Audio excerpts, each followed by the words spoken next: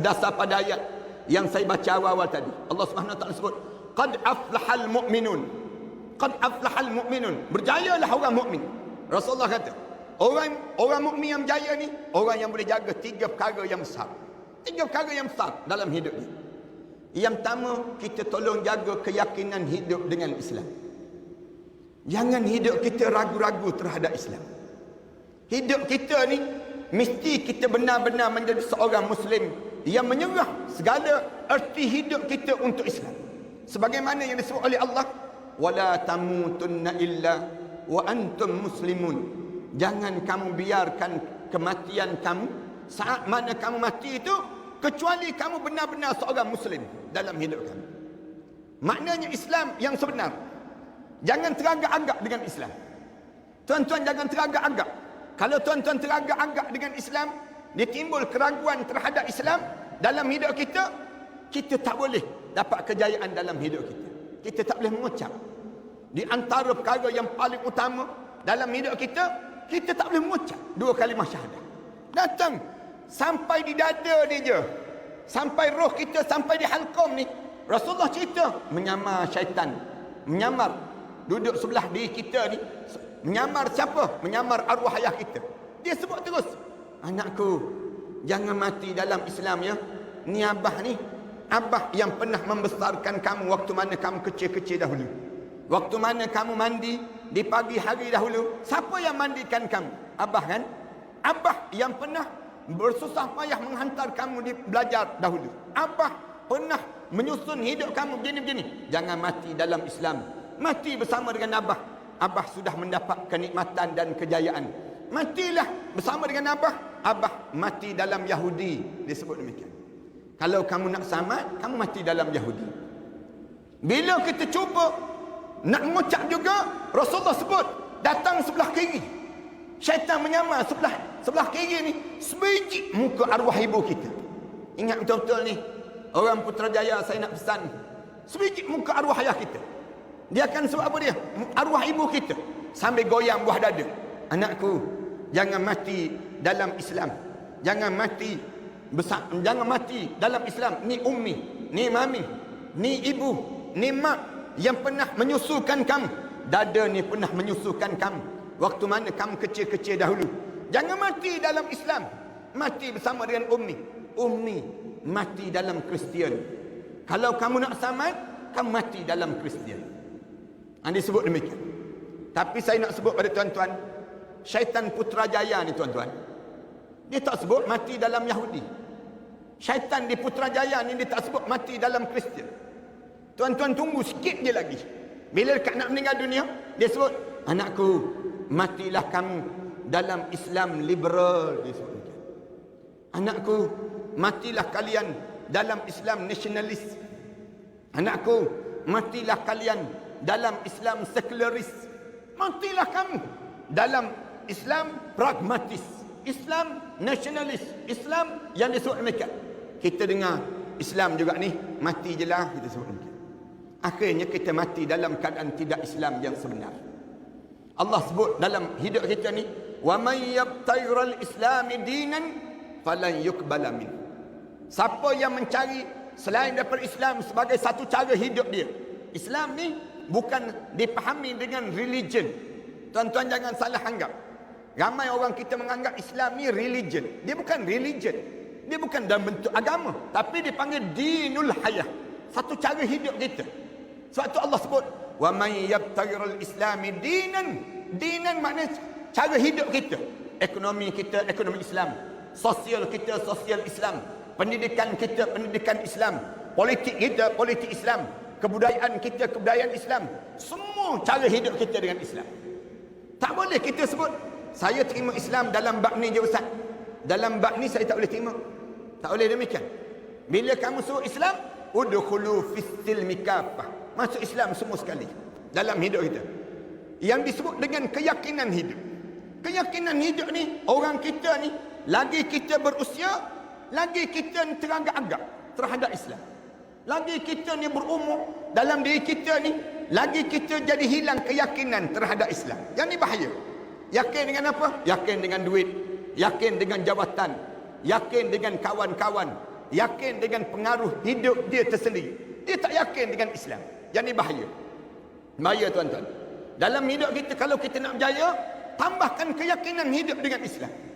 Bukan kita je berlaku. Zaman sahabat dahulu, dah datang dah sahabat-sahabat jumpa dengan Rasulullah. Bagi tahu dia Rasulullah, ya Rasulullah, bagaimana kami nak melalui ya Rasulullah? Di saat mana penghujung usia kami, tiba-tiba kami ini jadi longgar dengan Islam. Kami tak yakin dengan Islam dalam hidup ni.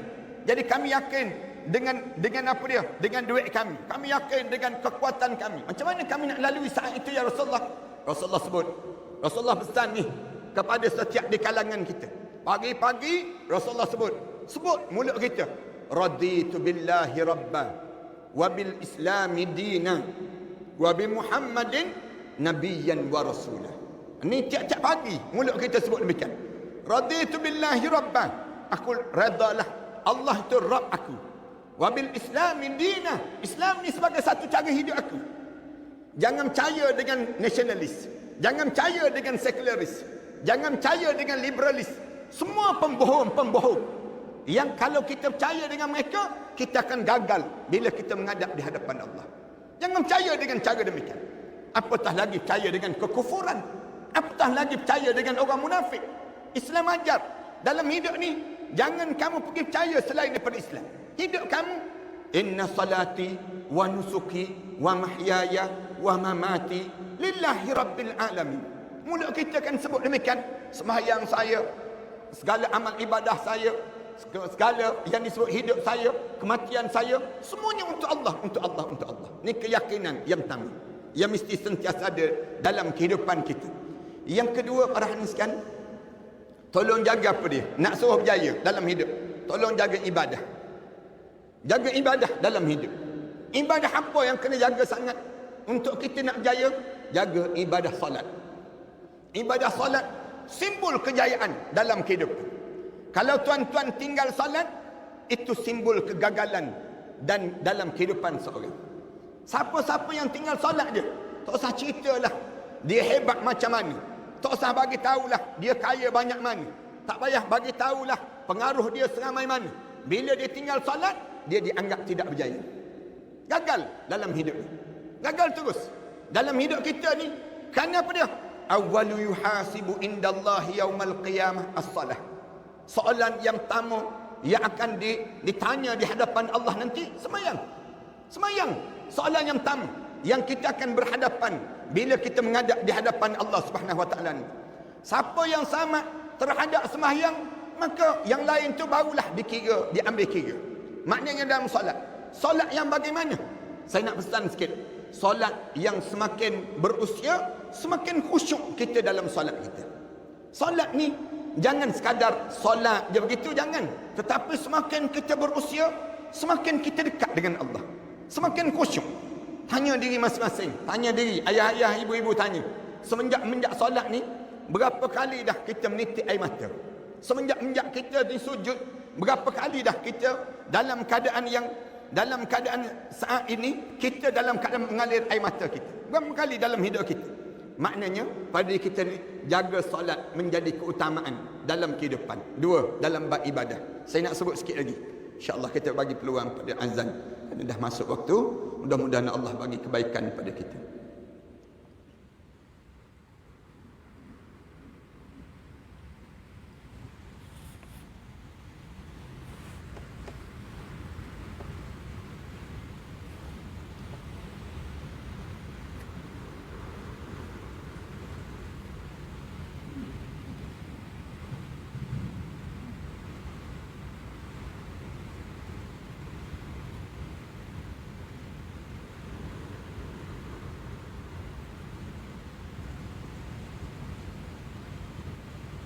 Allahu Akbar, Allahu Akbar, Allahu Akbar,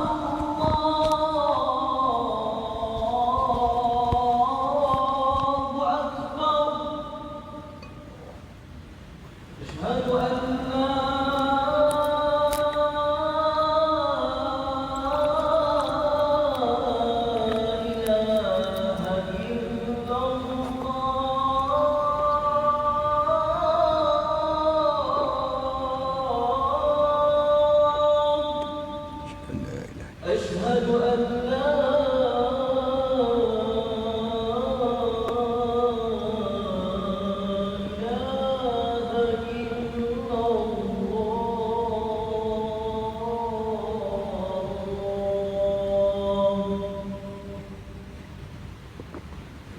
أشهد أن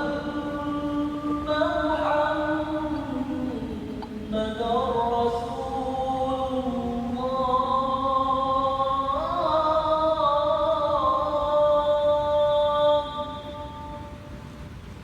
أشهد أن محمدا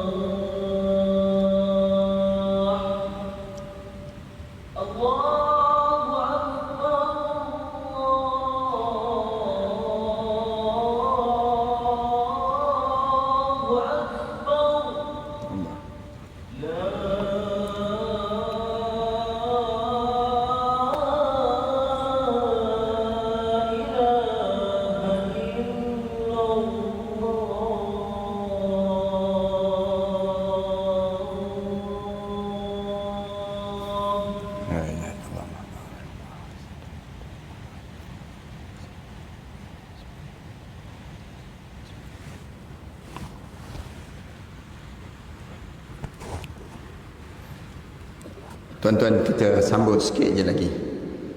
Saya nak sebut tentang mengenai bagaimana kita nak berjaya untuk pada masa yang akan datang nanti. Jangan kita terhenti dengan kejayaan kita di dunia sekadar ini yang kita dapat.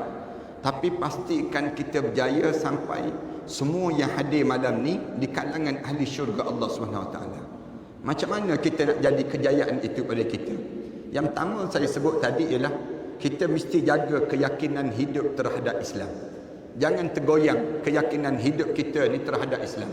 Ramai di kalangan kita ni lagi kita berusia, lagi kita longgar keyakinan hidup terhadap Islam. Bila longgar keyakinan hidup terhadap Islam ni, satu benda yang bahaya yang akan menimpa pada kita. Apa dia? Kematian su'ul khatimah. Mati dalam keadaan su'ul khatimah ni jadi bahaya pada diri seorang. Yang ni yang menyebabkan kalau dah mati su'ul khatimah, mati dalam keadaan buruk, maka kesudahan lepas pada ni jadi buruk sampai kita di akhirat Allah Subhanahu Wa Taala nanti. Yang ni yang bahaya. Yang kedua, pada diri kita je, tolong jaga ibadah. Jaga ibadah dalam hidup. Ibadah apa yang kita kena jaga sangat dalam hidup kita ni? Solat. Solat kena jaga. Jaga solat. Kenapa dia solat? Kerana solat ni lah perkara yang paling utama yang akan disoal di hadapan Allah. Kalau kita berjaya solat, berjayalah amalan yang lain. Kalau solat kita tak berjaya, yang lain semua tak peduli. Allah tak ambil kira langsung amalan-amalan yang lain. Tuan-tuan pergi buat umrah, tuan-tuan jaga, yang lain puasa sunat dan sebagainya. Bila solat kita ni tak lepas, maka yang lain semua Allah Subhanahu Wa Taala tolak. Maknanya solat ni jadi besar dalam hidup kita. Islam disuruh ambil berat terhadap solat. Solat ni bukan solat biasa. Solat sampai peringkat kita ni menjadi dekat dengan Allah. Kerana ada orang yang solat juga, orang yang dia jaga solat, tapi akhirnya masuk neraka. Na'udzubillah min dzalik. Ada orang yang solat, Allah Subhanahu Wa Taala sebut, fawailul lil musallin. Neraka wil yang semayang. Yang semayang neraka wil. Kenapa yang semayang neraka wil? Masuk dalam neraka juga yang semayang. Kita boleh bayang, yang semayang masuk neraka, yang tak semayang 10 kali ganda masuk neraka. Yang semayang masuk neraka. Kenapa? Alladzina hum an salatihim sahun. Dia main terhadap solat dia. Main terhadap solat ni, alim ulama bincang. Macam mana maksud dia main? Sahuna anis salat. Dia main terhadap solat dia macam mana? Ada pandangan ulama sebut, dia jenis orang yang jenis melewat-lewatkan semayang. Masuk dia waktu zuhur, dia semayang zuhur, dekat dengan asar, baru dia semayang zuhur. Dia semayang, tapi semayang dekat dengan maghrib, baru nak semayang asar. Dia semayang, bukan tak semayang, dekat dengan isyak, baru nak semayang maghrib. Allah sebut, pawailun, pergi mampus kamu dengan semayang kamu. Aku tak peduli langsung terhadap semayang yang jadi demikian. Ini ada yang diterjemah dan ditafsir oleh alim ulama demikian. Ada yang alim ulama yang lebih nak perincikan lagi, dia sebut yang jenis macam mana? Sembahyang tapi leka dalam sembahyang dia. Sembahyang tu jadi hilang khusyuk. Sembahyang tapi hati ni merayau, masuk alamanda, keluar alamanda dia panggil. Kemudian berjalan masuk pasar malam, keluar pasar malam. Pergi merata je dia. Sedang-sedang bagi salam. Yang jenis demikian. Mula dia terkejut. Kenapa awal sangat Tok Imam hari ni bagi salam disebut? Padahal dia khayal dalam solat dia. Bila dia khayal dalam solat dia, Allah sebut, pawailun, pergi mampus kamu dengan semayang kamu. Aku tak nak jenis semayang demikian. Maknanya, bila kita solat, lagi lama, mesti lagi khusyuk. Lagi berusia, lagi kita berebut sahab yang pertama. Ni kena ingat ni. Di kalangan kita yang berusia 60 tahun, jangan lepas sahab pertama ni pada orang lain. Berebut di kalangan kita dapat sahab yang pertama. Kenapa? Kalau orang tanya kenapa? Saya dah tak lama dah untuk nak menghadap depan Allah. Masa saya semakin hampir, saya mesti mendahului dalam hidup saya. Anda panggil demikian. Solat ini, usia kita 40 tahun, anak-anak muda, start daripada akhir balik, kemudian sampai umur 40 tahun, jangan tinggal solat walaupun 1 rakaat. Manakala usia kita 40 tahun sampai 60 tahun, jangan tinggal solat berjemaah. Berebut untuk sembahyang berjemaah. Kalau tak dapat berjemaah di masjid, berjemaah di surau. Tak dapat berjemaah di surau, di pejabat. Tak boleh berjemaah di pejabat, berjemaah di rumah. Biar ambil peluang pahala berjemaah pada diri kita ni. Tambah dalam COVID begini, jangan beralasan untuk tidak berjemaah. Ambil peluang untuk kita berjemaah. Pahala berjemaah berbeza dengan pahala seorang-seorang. Jangan kita beralasan, ni COVID ni ustaz tak boleh nak berjemaah. Dengan anak isteri pun tak boleh berjemaah. Tak mungkin kita demikian. Jangan buat alasan. Umur 60 tahun sampai usia kita menghadap depan Allah, jangan tinggal solat tahajud malam. Ayah-ayah, ibu-ibu, jaga solat tahajud. Jangan tertinggal walaupun 1 malam untuk tidak bangun solat tahajud. Umur 60 tahun, umur yang Allah sebut kematian bila-bila masa dalam hidup. Bila-bila masa aja. Dasar pada hadis Rasulullah. A'maru ummati baina 60 wa 70. Umur umat aku di antara 60 tahun hingga 70 tahun. 60 tahun hingga 70 tahun ni, bila-bila masa je malaikat maut akan datang untuk cabut nyawa kita. Supaya kita berjaya, jaga salat. Yang pertama. Yang kedua, biar boleh baca Quran. Biar boleh baca Quran. Siapa yang nak berjaya, dia kena boleh baca Quran. Jangan dia tak boleh baca Quran. Siapa yang tak boleh baca Quran, pastikan umur dia panjang-panjang dan tak mati-mati. Saya sebut banyak kali di mana-mana sekalipun saya sebut demikian. Jangan tak boleh baca Quran. Hidup ni, kalau kita tak boleh baca Quran, kita masuk dalam kubur, di saat mana kita masuk dalam kubur, kita tak boleh baca Quran, confirm kita tak lepas menghadap depan Allah. Jangan harap lepas. Masuk je dalam kubur, malaikat akan tanya terus. Quran boleh baca Quran? Tak boleh malaikat. Tak boleh baca? Tak boleh. WhatsApp boleh? Jawab. WhatsApp boleh baca, Quran tak boleh baca. Jangan sampai tak boleh baca Quran. Hidup ni mesti berusaha untuk membaca Al-Quran dan mentadabbur Al-Quran. Dia ada peringkat dalam Al-Quran ni, mula-mula baca, kemudian lepas pada itu tadabbur, kemudian hafal Al-Quran. Dia ada peringkat-peringkat yang kita kena lalui kita dengan Al-Quran kan dalam hidup kita. 2, yang ketiga, dalam hidup kita ni nak suruh berjaya, tolong alihkan semua aset-aset yang kita ada di dunia ini ke akhirat Allah sebelum kita masuk dalam kubur seorang-seorang. Tolong alih Jangan simpan di dunia, jangan. Sekarang ni ramai orang kita ni, dia menyimpan. Dia simpan harta dia. Orang tanya simpan untuk apa? Simpan untuk bekalan hari tua. Disebut demikian. Siapa yang ajar simpan untuk hari tua? Islam tak pernah pun ajar simpan untuk hari tua.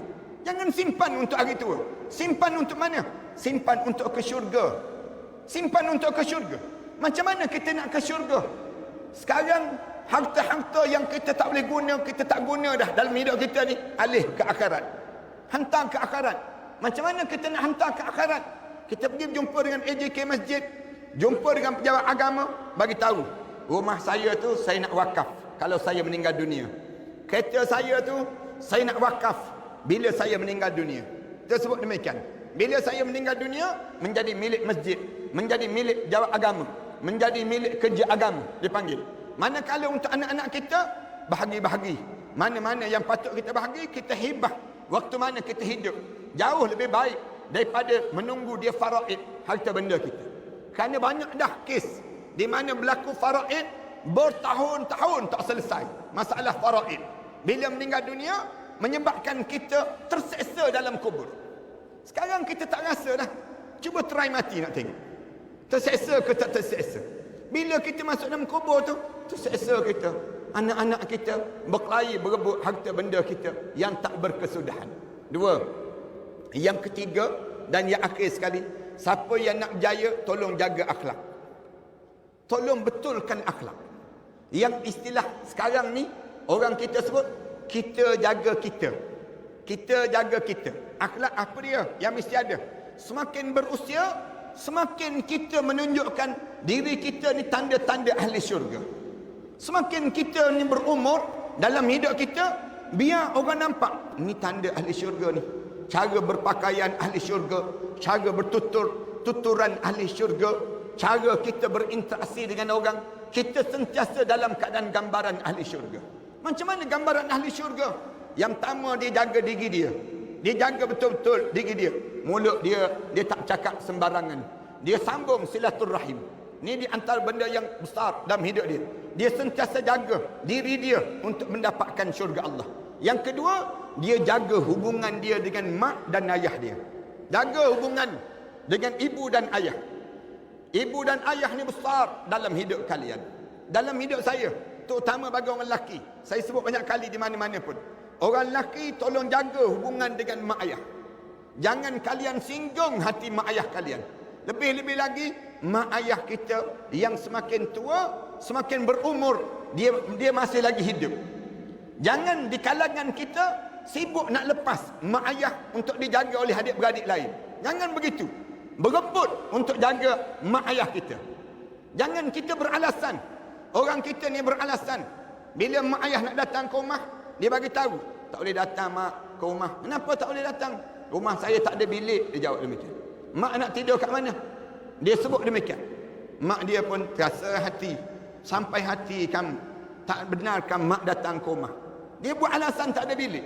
Yang kamu, bilik kamu, bilik kamu. Bilik kamu tu kamu kena serah pada mak ayah kamu. Bila mak ayah datang, kamu pastikan ibu dan ayah kamu tidur dalam bilik kamu. Sebagaimana Rasulullah lakukan pada Fatimatul Zahra. Bila Fatimatul Zahra, Rasulullah datang ke rumah Fatimatul Zahra. Fatimatul Zahra, dia serahkan bilik dia dengan Sayyidina Ali untuk Rasulullah tidur dalam bilik dia. Kita ni pernah buat demikian? Kita tak. Orang Melayu kita ni, bahayanya, semakin tua, semakin jaga isteri. Dia panggil demikian. Bukan dia nak jaga yang disebut dengan mak ayah dia. Semakin dia tua, semakin jaga isteri dan anak-anak dia. Dia tak nak jaga yang disebut dengan mak ayah dia. Yang ni yang paling bahaya dalam hidup. Orang lelaki, saya nak pesan, kalian jangan sibuk nak jaga isteri kalian, anak-anak kalian, sampai kalian menyinggung hati mak ayah kalian. Yang ni silap besar dalam hidup kita. Ramai mana orang kita menipu mak ayah, semata-mata nak jaga isteri dan anak-anak. Bukan begitu dalam hidup. Orang perempuan, bila suami kalian ada mak ayah, mak mertua, ayah mertua, kalian bagi sokongan pada suami kalian supaya jaga mak ayah. Keutamaan suami, keutamaan abang, abang jaga mak ayah. Kami, saya tolong jaga anak-anak. Sebab isteri sebut demikian pada suami masing-masing. Bila sebut begitu, Lalu dalam keadaan demikian, manakala suami pastikan untuk jaga yang namakan dengan mak dan ayah, mak mertua dan ayah mertua. Ni dalam Islam disuruh kita susun sebegitu dalam hidup. Mana perempuan, kalian jangan tinggikan suara di hadapan suami kalian. Jangan angkat suara di hadapan suami. Saya dah pesan banyak kali, dalam hadis Rasulullah tegang banyak kali tentang orang perempuan, jangan angkat suara di hadapan suami kalian. Kalian angkat suara di hadapan suami kalian, tengking-tengking suami kalian, hancur amalan-amalan yang kita kerjakan dalam hidup kita. Tak ada manfaatnya bangun tahajud malam. Tak ada manfaatnya kita puasa sunat Isnin Kamis. Bila kita menyinggung hati suami kita. Jangan demikian. Sehingga kan suami takut dengan isteri. Penyakit takut pada isteri ni sedang berluasa kepada Melayu terakhir di Malaysia. Nak sebutnya kita ni jadi takut pada isteri. Kenapa takut pada isteri? Isteri ustaz gagang disebut demikian. Isteri saya ustaz ditengking-tengking saya. Sehingga kan menghancurkan perasaan dalam hidup dia. Perasaan ibu tersinggung, perasaan suami pun tersinggung. Dia kena perangai dan sikap kita. Jangan biarkan demikian. Kalau kalian ingin kejayaan dalam hidup kalian, kalian jaga tutur bicara. Jangan sampai peringkat tutur bicara kita menghancurkan amalan-amalan kita. Bahasa yang kita kena guna, bahasa yang lemah lembut, bukan bahasa yang menjadikan rumah tangga hidup kita ni jadi kasar antara satu sama lain. Yang ni kena jaga kalangan kita. Mudah-mudahan Allah rahmati kita dan Allah selamatkan kita semua yang hadir malam ni di antara orang-orang yang diberi kejayaan di sisi Allah Subhanahu Wa Taala. Saya kira sekadar ini, mudah-mudahan Allah jadikan pertemuan kita ini pertemuan yang dirahmati dan diberkati di sisi Allah, dan kita dimasukkan di kalangan hamba-hamba Allah yang saleh. Di atas jemputan yang baik ini, terima kasih di atas peluang yang Allah kurniakan pada kita ini, dan mudah-mudahan Allah jadikan kita ni semua yang hadir pada malam di kalangan ahli syurga firdaus Allah insya-Allah. Aku qouli hadza astaghfirullah li wa lakum. Wassalamualaikum warahmatullahi taala wabarakatuh. Tuan-tuan, sebelum kita berdoa ni, saya suka nak kat belakang nanti ada kitab yang saya karang ni. Kitab persiapan menjelang kematian. Bila kita dekat nak mati, kita nak buat apa dia. Yang kedua, saya karang kitab ni dalam PKP baru. Kitab jadikanlah kematian kamu husnul khatimah. Biar macam mana kita nak mati, kita jadi husnul khatimah. Tuan-tuan, cuba buat amalan, beberapa doa-doa dalam ni. Mudah-mudahan kita ni dapat nikmat-nikmat sebegini. Saya karang beberapa buah kitab lagi. Antaranya kitab ni lah kitab yang terbaik yang saya rasa saya tulis. Kemudian lepas pada itu saya baca balik. Saya tak berhenti. Kitab ni syurga ganjaran terindah. Macam mana kita nak dapat nikmat syurga tersebut? Apa dia syurga ni sebenarnya dalam hidup kita? Cuba tuan-tuan baca, buat amalan dalam hidup kita lah. Malam-malam sebelum tidur tu, tolong baca kitab-kitab macam ni. Jauh lebih baik daripada kita baca WhatsApp. Orang kita kan dekat nak tidur dia baca WhatsApp. Nak tidur baca WhatsApp. Kita ubah perangai kita, dekat nak tidur kita baca kitab-kitab yang baik supaya kita dapat mimpi berjumpa dengan Rasulullah sallallahu alaihi wasallam dalam hidup kita. Saya karang kitab ni tuan-tuan dengan tujuan untuk pembinaan sekolah yang saya sedang bangunkan. Di belakang saya ni ada lebih kurang 5 buah sekolah tahfiz yang saya ambil anak-anak yatim, orang miskin untuk kita tanggung mereka belajar. Saya buat di Kelantan, saya buat di Shah Alam, saya bangun di Shah Alam, saya bangunkan juga di Pulau Langkawi. Kemudian yang terbarunya ada hamba Allah wakafkan tanah untuk saya bangunkan di Kuala Terengganu. Tanah dia seluas 8 ekar, dia suruh saya bangunkan. Alhamdulillah, kita dah mula ratakan tanah nak buat masjid di tempat tersebut. Kemudian saya bangunkan juga di satu college. Habis dia anak-anak kita habis 30 juzuk Al-Quran, menyambung pula di peringkat college. Sama ada dia nak ambil IGCSE ataupun dia ambil SPM ataupun dia ambil beberapa aliran-aliran pengajian di kalangan mereka tersebut sampailah mereka masuk universiti, anak-anak yang demikian. Saya harap supaya Allah kurniakan kebaikan pada kita. Tuan-tuan boleh dapatkan maklumat di belakang nantilah insya-Allah. Bismillahirrahmanirrahim. Alhamdulillahirabbil alamin. Wassalatu wassalamu ala asyrafil anbiya wal mursalin wa ala alihi wa sahbihi ajma'in. Rabbana iftah bainana wa bain qaumina bil haqq wa anta khairul fatihin. Rabbana zalamna anfusana wa illam taghfir lana wa tarhamna lanakunanna minal khasirin.